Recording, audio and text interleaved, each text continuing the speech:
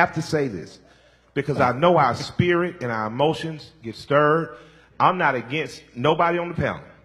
I'm with everybody on the panel. I'm not diametrically opposed to anybody on the panel. I agree with everything my brother said about revolutionaryism. So let me ask you guys a few questions. We're in the South. We're in the heart of the South right now. Who fishes? Who knows how to fish? Hands down. Who knows how to hunt? Less hands. Hands down. Who shoots on a regular basis, meaning once or twice weekly? Hands down. Now you see how many hands? Who farms or grows their own food right now? Hands down. You ain't ready to oppose nothing. You are as a part of this system as any white person gentrifying in this city. And you can't tell me I don't know what I'm talking about because I've lived in this neighborhood long enough to know when 2 out of every 5 yards had a garden in the back. I'm old enough to know when the Muslim community was the strongest security force and their own food force in this community. Black people, I love you, and I love you enough to tell you, you ain't ready to revolt shit. You don't feed yourself. You don't hunt your own animals and slaughter them. You don't prepare your own meat. You don't own your own land. You don't have a seed growing in your window. So when you think about revolutionaryism and you think about fighting and dying in the street, you ain't shit if you can't feed your children. You ain't nothing if you can't teach your children to hunt. I've been hearing this revolutionary talk all my life.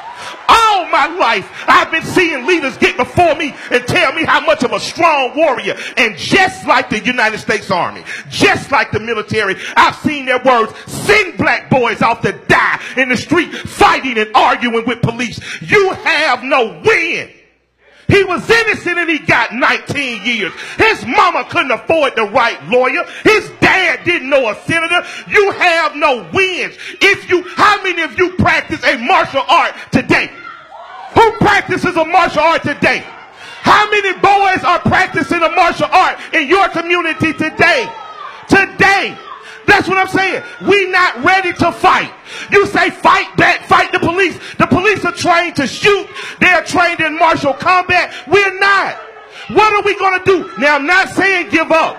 I'm not saying you can't train yourself. But what I'm saying is, if you're not training every week, if you're not shooting every week, if you're not knowing how to grow your own food, arguing with me and arguing with the police ain't going to do nothing. Because if we all leave right now, if we all leave right now and we got a speeding ticket, we ain't all going to agree not to pay it.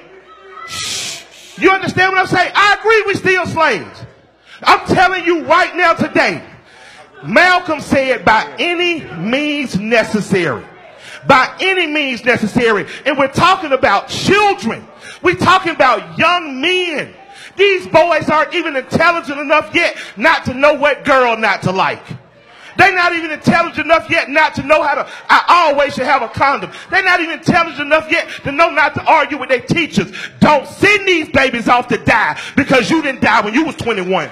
Don't you send these babies off to die because you feel like you missed the 60s and the 70s. I want to see more black attorneys, more black law enforcement. I want to see more black people pooling their money to run their own candidates. I want to see more black police officers that are from the neighborhood, because I'm telling you, they tried to leave one time and they formed Liberia. Look at Liberia now. Look at what Haiti did. They revolted. Every European country punishes Haiti for revolting. So if you're not going to revolt tomorrow, if you're not going to do like Elijah said and take all the southern states, if you're not going to gentrify Alabama, stop trying to grow warriors to fight a fight you too scared to fight. You pay your speed tickets. You ain't not paying your tickets. You ain't telling kids how to bust out every car window. And then when they riot, you never there with them. When they riot, where's the church? Where are the teachers? Where are the institutions? So I'm just saying, you do what you want to. But as for me and my house, I'm going to raise a warrior that knows how to use his hands, knows how to use his mind, and loves the people with his heart. Your job is to survive the encounter. Survive the encounter. And when daddy gets there with a lawyer, when daddy makes sure you got a judge that looks like you, we'll deal with that other shit. But you survive the encounter, young man. Don't you die on the side of the goddamn street like a dog.